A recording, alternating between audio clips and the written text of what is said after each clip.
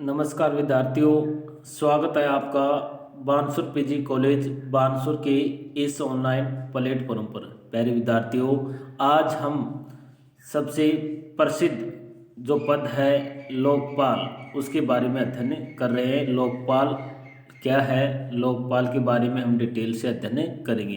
प्यारे विद्यार्थियों, भारत में आज़ादी के बाद से ही यह लोकपाल की स्थापना हेतु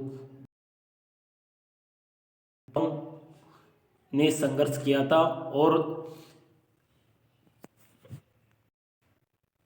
अनेक सरकारों ने भी इसकी स्थापना हेतु प्रयास किया, लेकिन उनकी दृढ़ इच्छा शक्ति के अभाव के कारण यह काफ़ी दिनों बाद 2013 में इस संदर्भ में कानून बना।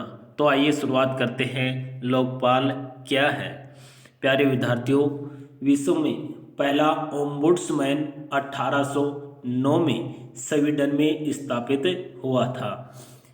कहाँ पर स्थापित हुआ था प्यारे विद्यार्थियों? सर्वप्रथम स्वीडन में स्थापित हुआ था। लोकपाल ओम्बुड्समैन का ही भारतीय संस्करण है कि जिसे स्वीडन में ओम्बुड्समैन कहा जाता है, उसे भारत में लोकपाल कहा जाता है। प्यारे विद्यार्थियों, ओम्बुड्समैन स्वीडिश भाषा का शब्द है जिसका अर्थ है जन शिकायतों को सुनने वाला। तो समझ में आ गया होगा कि विश्व का पहला ओम्बुड्समैन 1809 में स्वीडन में स्थापित हुआ। लोकपाल ओम्बुड्समैन का ही भारतीय संस्करण है। ओम्बुड्समैन स्वीडिश भाषा का शब्द है जिसका अर्थ है जन शिकायतों को सुनने वाला। प्यारे विद्यार्थियों, भारत में लोकपाल शब्द हमारे राजस्थान के ही रहने वाले जोधपुर निवासी लक्ष्मीमल सिंघवी ने 1963 में दिया। लक्ष्मीमल सिंघवी ने 1963 में यह शब्द दिया। 1966 में मोरारजी देसाई की अध्यक्षता में प्रथम प्रशासनिक सुधार आयोग की स्थापना हुई। मोरारजी देसाई के मंत्री बन जाने पर प्रथम प्रशासनिक सुधार आयोग के अध्यक्ष बाद में हनुमंतैया को बनाया गया।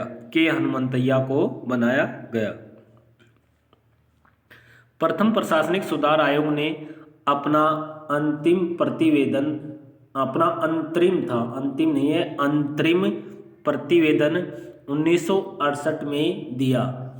इस आयोग की सिफारिश पर ही, प्यारे विद्यार्थियों ध्यान रखना, इसी आयोग की, प्रथम प्रशासनिक सुधार आयोग की सिफारिश पर ही पहली बार 1968 में इंदिरा गांधी की सरकार द्वारा लोकपाल की स्थापना हेतु लोकसभा में विधेयक लाया गया।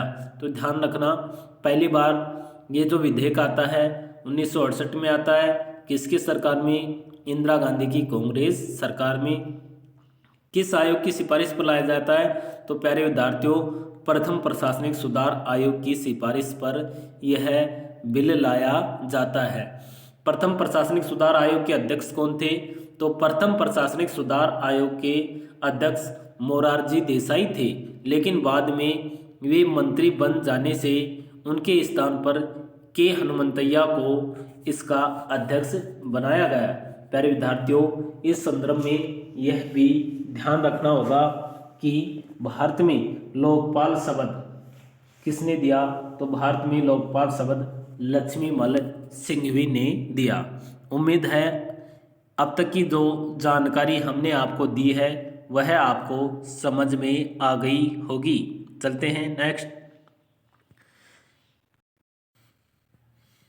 प्यारे विद्यार्थियों, समय समय पर हर सरकार ने लगभग प्रयास किया था लोकपाल की स्थापना हेतु, लेकिन दृढ़ इच्छा शक्ति एवं सहमति के अभाव के कारण यह लागू नहीं हो सका था।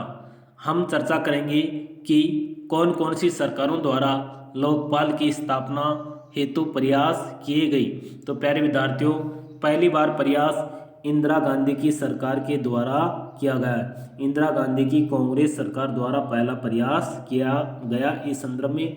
दूसरा प्रयास भी इंदिरा गांधी के द्वारा ही अप्रैल 1971 में इंदिरा गांधी की सरकार द्वारा ही पुनः इसकी स्थापना हेतु प्रयास किया गया।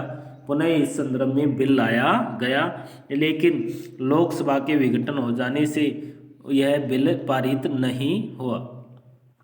नेक्स्ट है जुलाई 1977 में, ये मिसप्रिंट होगा प्यारे विद्यार्थियों, कब है, जुलाई 1977 में मोरारजी देसाई की जनता पार्टी सरकार द्वारा, जुलाई 1977 में मोरारजी देसाई की जनता पार्टी सरकार द्वारा भी यह विधेयक लाया गया।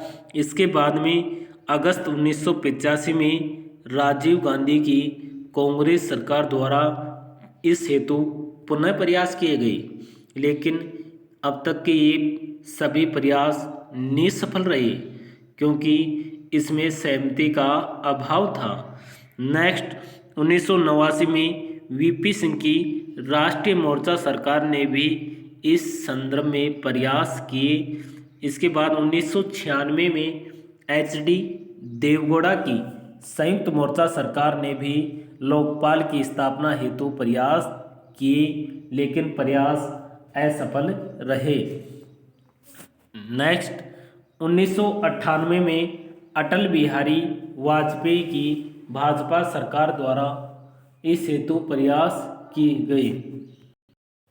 तो प्यारे विद्यार्थियों, अटल बिहारी वाजपेयी ने भी इस हेतु 2 बार प्रयास किए। पहला प्रयास 1998 में करते हैं और दूसरा प्रयास 2001 में करते हैं, लेकिन ये भी इसकी स्थापना करने में सफल नहीं रही।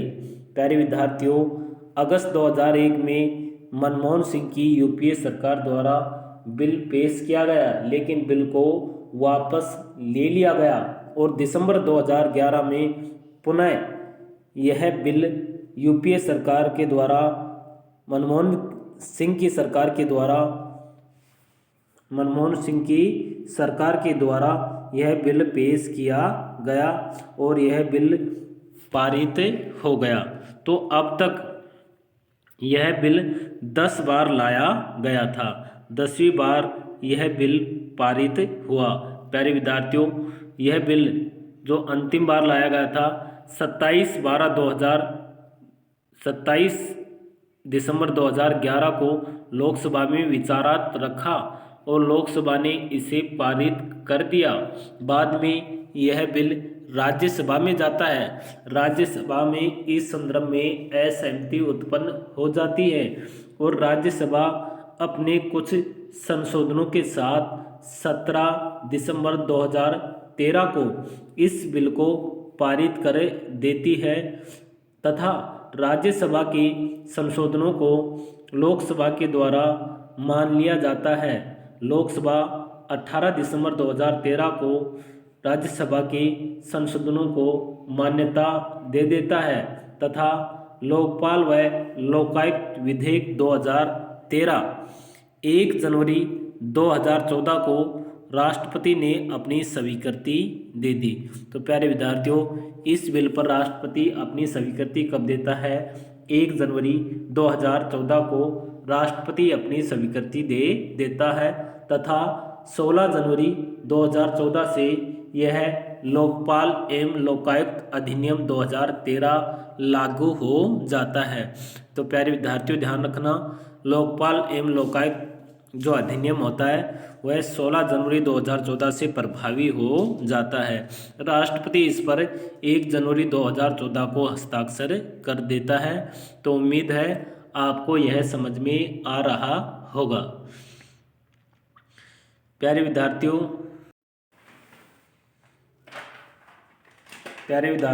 उम्मीद है आप स्वस्थ होंगे, सुखी होंगे और अपना समस्त ध्यान अपनी पढ़ाई की ओर दे रहे होंगे। प्यारे विद्यार्थियों, जीवन में भटकाने के लिए अनेक लोग एवं अनेक समस्याएं आती रहती हैं। हमें उन समस्याओं का डटकर मुकाबला करना चाहिए। ये सभी समस्याएं ये सभी चुनौतियाँ हमें कुछ नया सिखा कर जाती हैं और हमें इनसे कुछ नई सीख लेकर नई ऊर्जा के साथ हमें अपने प्रगति पथ पर निरंतर बढ़ते रहना चाहिए। तो प्यारे विद्यार्थियों, लाइफ में सबसे बड़ी खुशी उसी काम से होती है। लाइफ में सबसे बड़ी खुशी उसी काम से होती है जिसे लोग कहें कि तुम नहीं कर सकते और तुम उसे करके दिखा देते हो, उसी समय लाइफ में सबसे बड़ी खुशी मिलती है। तो प्यारे विद्यार्थियों, आप पर भी अनेक ताने मारने वाले होंगे कि आप ये नहीं कर सकते, आप कुछ नहीं कर सकते, ऐसे कहने वाले अनेक लोग आपको मिलेंगे। लेकिन आपको अपनी राह से अलग नहीं होना है, आपको अपने लक्ष्य की ओर ध्यान रखना है। हमें एक न एक दिन एक नेक नागरिक बनना है। हम ज़्यादा से ज़्यादा अंक प्राप्त करेंगे और ज़्यादा से ज़्यादा अंक प्राप्त करके हम हमारे परिवार का, हमारे महाविद्यालय का एवं हमारे क्षेत्र का नाम रोशन करेंगे। प्यारे विद्यार्थियों, जीवन में कभी भी हार मानना नहीं चाहिए। हमारे से ज़्यादा जानकार कोई नहीं है, ऐसा मानकर हमें पढ़ना चाहिए। प्यारे विद्यार्थियों, आइए शुरुआत करते हैं कि यह विधेयक अब तक 10 बार लाया जा चुका है। कौन सा? लोकपाल विधेयक 10 बार लाया जा चुका है। दिसंबर 2011 में अंतिम बार यह विधेयक लाया गया। लोकपाल एवं लोकायुक्त विधेयक 2013 को 1 जनवरी 2014 को राष्ट्रपति अपनी स्वीकृति दे देता है तथा लोकपाल एवं लोकायुक्त अधिनियम 2013 की निम्न विशेषताएं हैं। प्यारे विद्यार्थियों, अब हम पढ़ेंगे लोकपाल एवं लोकायुक्त अधिनियम 2013 की कौन कौन सी विशेषताएं हैं। इस पाठ में हम केवल और केवल हमारा ध्यान लोकपाल की ओर ही ध्यान केंद्रित करेंगे। तो आइए शुरुआत करते हैं कि इस बिल में लोकपाल के संदर्भ में कौन कौन सी बात कही गई है। तो इसमें लोकपाल एक संस्था है। क्या है? लोकपाल एक संस्था है जिसमें एक सभापति के अलावा 8 अन्य सदस्य होते हैं। प्यारे विद्यार्थियों, जैसे देश न्यूजीलैंड है, जैसे स्वीडन है, फिनलैंड है, ऐसे देशों में लोकपाल एक पद है। भारत में लोकपाल एक इंस्टीट्यूट है। आ गया समझ में कि उन देशों में तो लोकपाल क्या है? एक पद है। क्या है? एक पद है। भारत में लोकपाल पद नहीं है। प्यारे विद्यार्थियों, भारत में लोकपाल एक संस्था है। इसमें एक सभापति के अलावा 8 अन्य सदस्य होते हैं। तो इसका संगठन 1+8 होता है।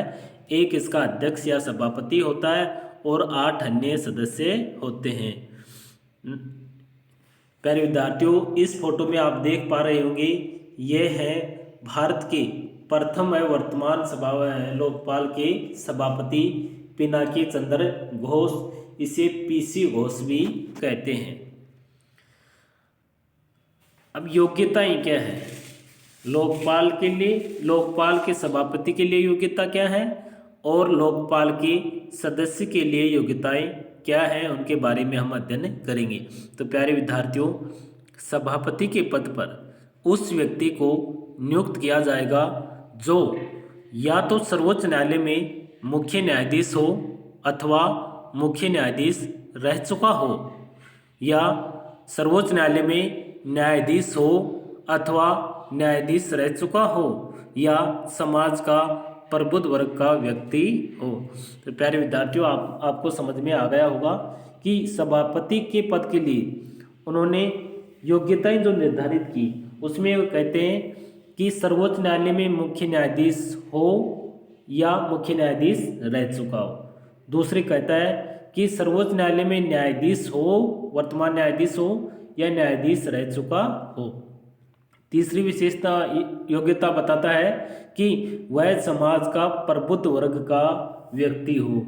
वह समाज का प्रबुद्ध वर्ग का क्या हो? व्यक्ति हो। ये किसकी योग्यताएं है? प्यारे विद्यार्थियों, ये सभापति पद की योग्यताएं हैं। नेक्स्ट है लोकपाल में आधे सदस्य न्यायिक पृष्ठभूमि से होंगे। तो प्यारे विद्यार्थियों, लोकपाल में 50% जो सदस्य होंगे वे कैसे होंगे? न्यायिक पृष्ठभूमि से होंगे, अर्थात उच्चतम न्यायालय का न्यायाधीश अथवा उच्च न्यायालय का मुख्य न्यायाधीश इसके क्या हो सकते हैं? मेंबर हो सकते हैं। तो आधे सदस्य किससे होंगे? न्यायिक पृष्ठभूमि से होंगे। प्यारे विद्यार्थियों, लोकपाल में अनुसूचित जाति, अनुसूचित जनजाति, अन्य पिछड़ा वर्ग, अल्पसंख्यक वर्ग से एक एक व्यक्ति सदस्य होगा। तो ध्यान से पढ़ना है। प्यारे विद्यार्थियों, समझ में आ गया होगा कि लोकपाल में आधे सदस्य कहाँ से होंगे?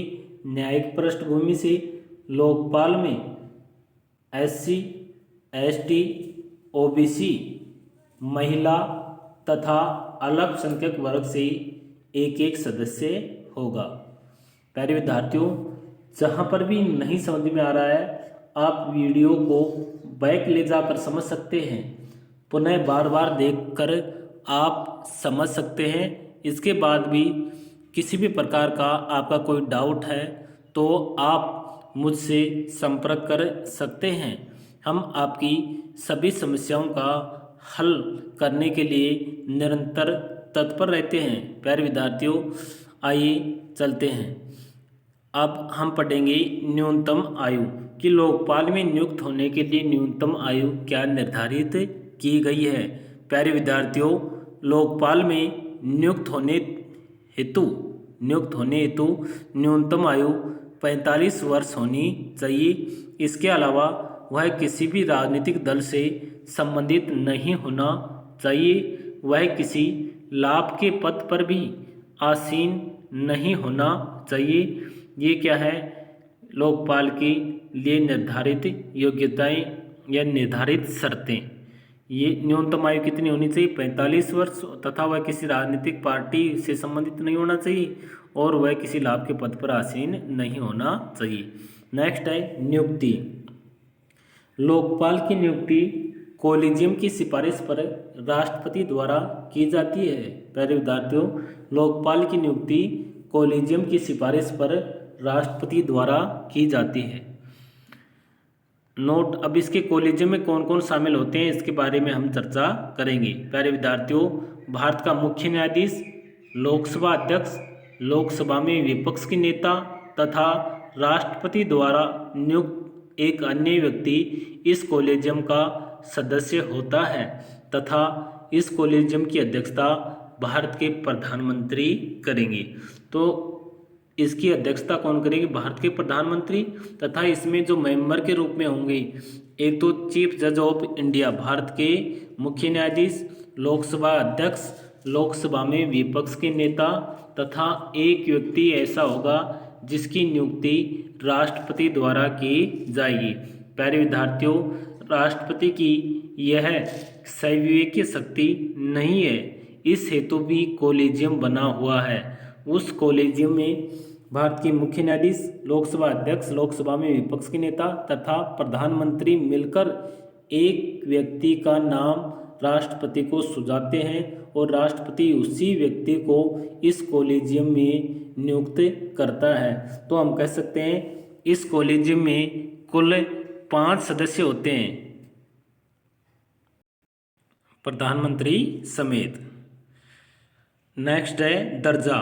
लोकपाल के सभापति का दर्जा भारत के मुख्य न्यायाधीश तथा सदस्य का दर्जा उच्चतम न्यायालय के न्यायाधीश के बराबर होता है।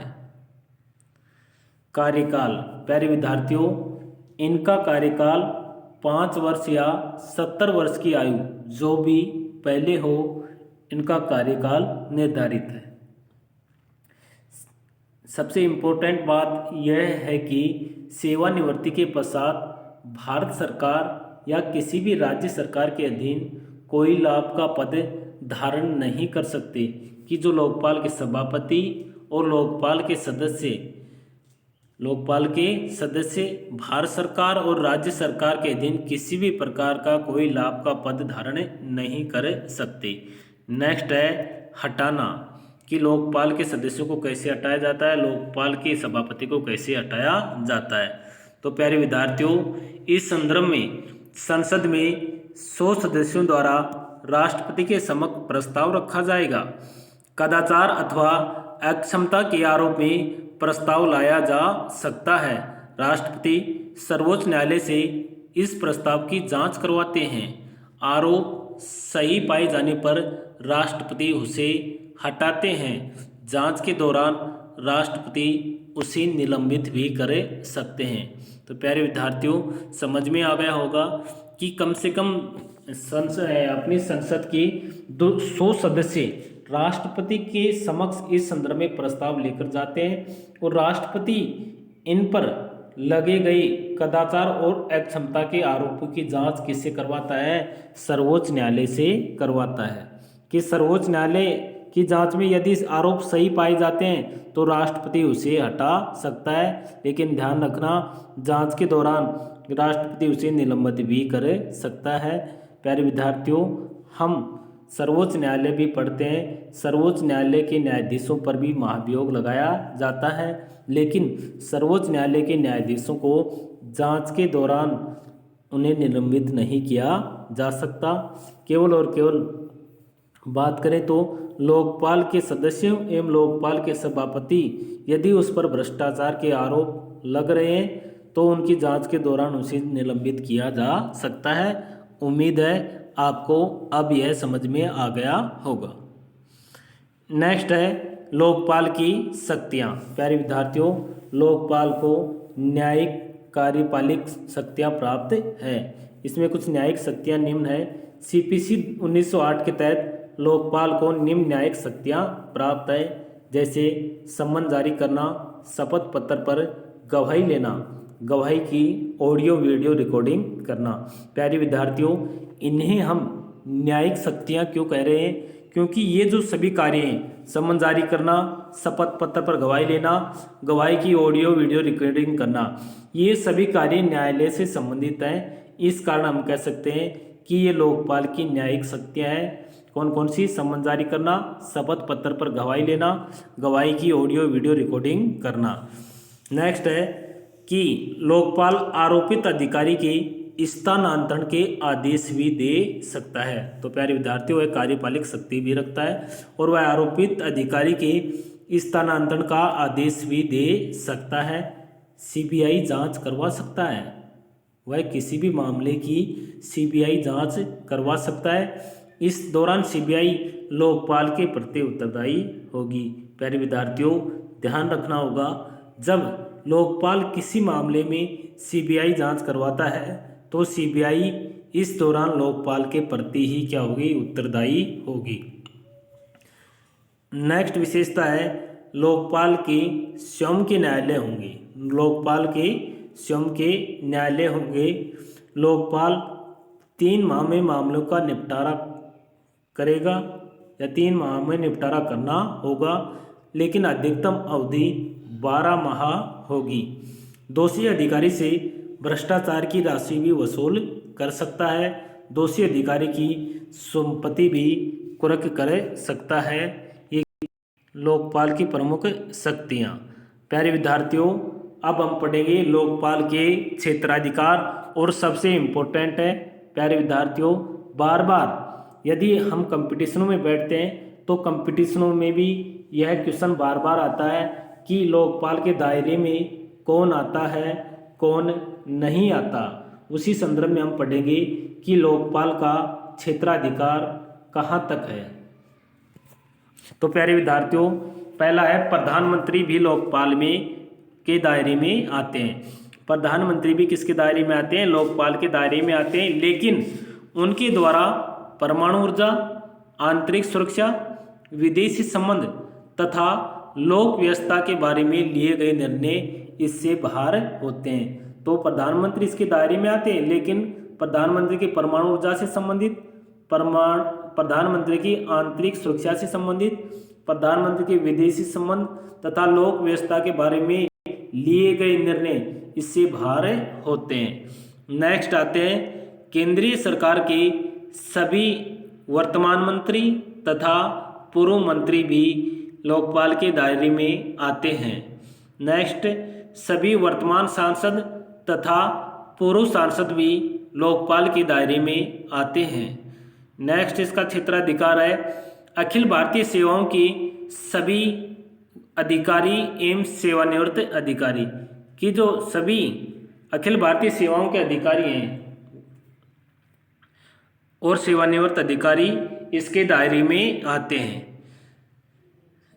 संसदीय अधिनियम द्वारा स्थापित संस्थाओं के अधिकारी की संसदीय अधिनियमों के द्वारा स्थापित संस्थाओं के अधिकारी, कर्मचारी, सेवानिवृत्त अधिकारी एवं कर्मचारी भी लोकपाल के दायरे में आते हैं।